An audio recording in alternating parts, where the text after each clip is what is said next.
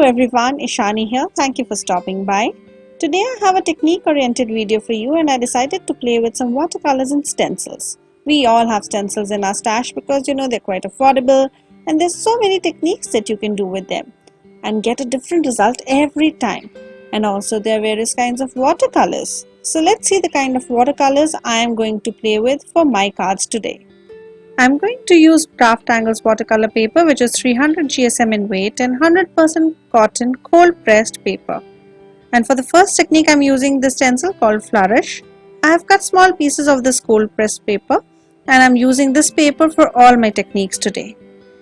I take my stencil and I align it in the way I would like to have the flourishes, and I take two colors of Brushos. These are intense watercolor crystals, very beautiful and fun to work with.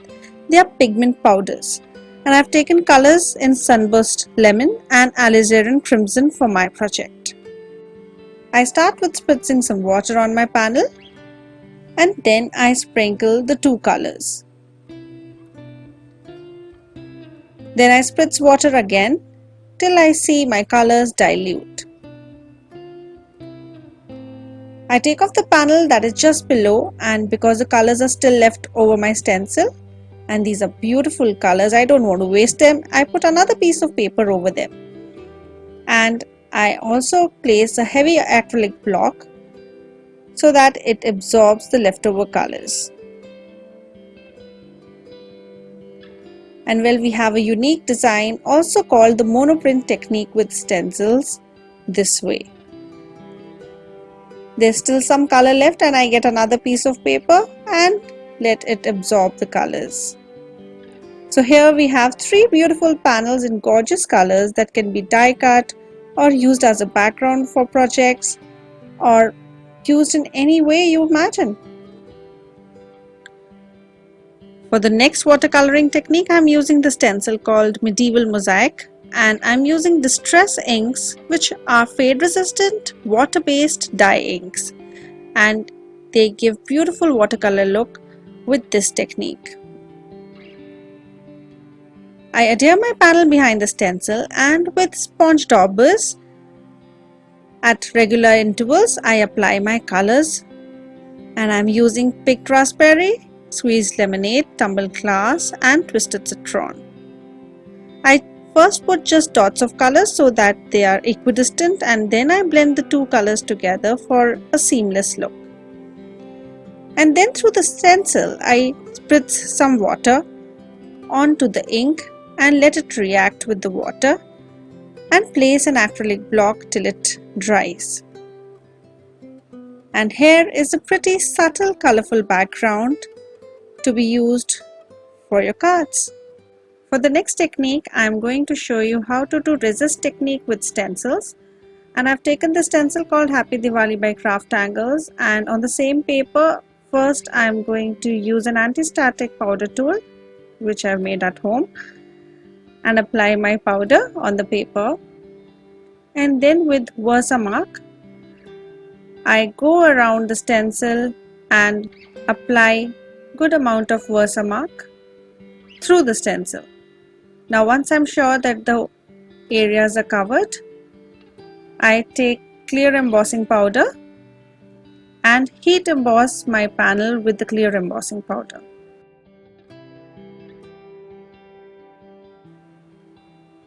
Now we have the design of the stencil as clear embossed areas, and these are the areas which will resist the watercolors. And I'm using Brushos again for this technique. I have taken Scarlet and Sunburst Lemon. I sprinkle some color and spritz water, and look at the vibrant colors. Doesn't it look like a rangoli to you? And I cannot waste my colors, so I take another paper and put it over all the watercolor that I have on my mat. And I have a really beautiful vibrant orange color for another project. Next technique is one of my favorite techniques. It's ink smooshing, and I'm taking picked raspberry and wilted violet distress inks for this. On my craft mat, I apply some of the ink and spritz some water to get my ink a little runny. Then I put my watercolor panel over it and let it absorb all the color. I'm happy with this color, but I would like to have a little more violet. So I go again with wilted violet, spritz water and put the color again. And here's my ink smooshed panel ready. Now let's rev it up. I want to make a bouquet background, for which I have taken the circle stencil and mask and one of the stencil which has two smaller circles cut. I'm using that with a finger dauber. I'm going to apply white pigment ink through these circles, which will imitate a bouquet look. I'm going to overlap these little circles and carry on till it makes me happy. And here we have a very pretty feminine bouquet look background. Next technique is a very basic watercolor stripe technique, but I always mess up my stripes. So I thought this stencil called Stripes by CrafTangles is perfect guide for making pretty watercolor stripes. I'm taking the liquid watercolors by CrafTangles. This is Mystical Waters, and I dilute it with water and go ahead and make my pretty stripes. You can use the same stencil and make vertical lines, whatever you wish, or the diagonal ones as on the stencil. This is a perfect way to use this stencil without doing all the measurements with scale. And people like me who mess up measurements every time, it is the ultimate way to make stripes. And here is a lovely pretty background ready for making cards, for making scrapbook layouts, anything. Now with our stenciled watercolor backgrounds ready, let's make some cards. So I'm using this panel that we made earlier for a Diwali card. I've taken this stamp set by CrafTangles called Diwali Sentiments, and I'm going to take one of the sentiments, the bold one, Happy Diwali, and one of the diyas. I'm using stamping platform. You can use a normal acrylic block and stamp the sentiment and the diya. I'm using VersaFine ink in onyx black, and I'm going to heat emboss it with clear embossing powder.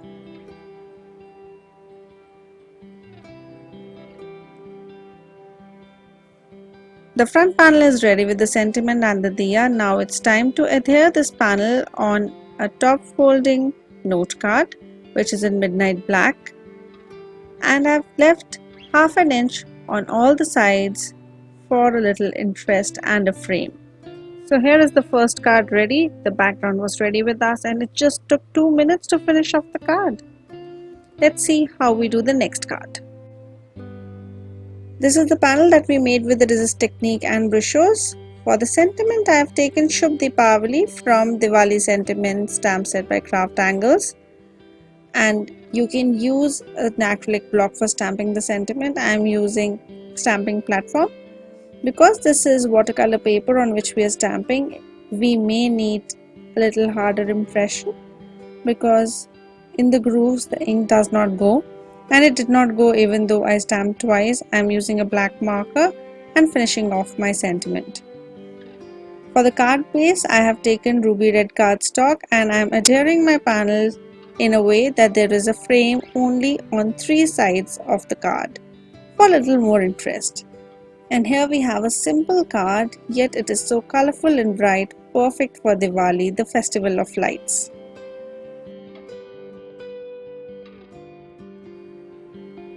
For the next card, let's use the stripe background that we made. I have taken vellum paper by CrafTangles, and I'm taking the lotus from the stamp set called Hello Lovely.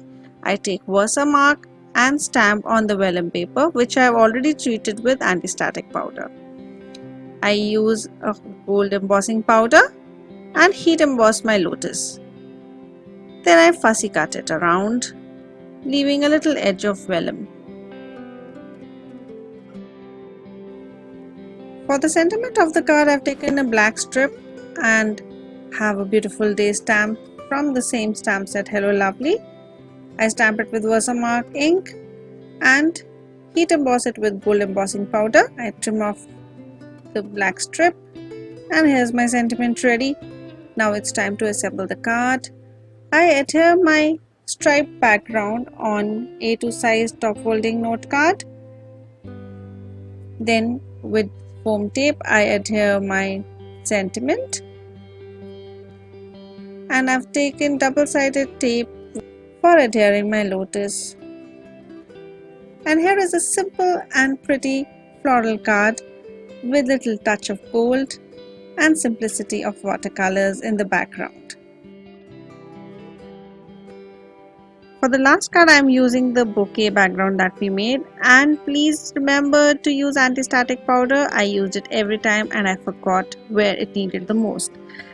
So I stamped happy from the Everyday Sentiment stamp set with watermark, and I've put white embossing powder over it, and white embossing powder is everywhere and it takes time to take it off. I use heat tool and set it, and I'm stamping birthday with the black ink. To assemble the card, I'm taking a black paper which will be used just behind my bouquet panel. It is just a little bigger than the bouquet panel. And I've taken a side folding note card which will leave a quarter of an inch around my bouquet panel. I turned this panel into a birthday card, but you could use some festive colors and make it a Diwali card as well. Hope you liked how we played around the watercolors and stencils together and also stretched our supplies. You can check out the description box below for the links to the blog post and various social media handles and the list of supplies used in the video. If you liked this, please do not forget to give a thumbs up to this video and also consider subscribing. Thank you once again, be safe and keep crafting. Bye bye.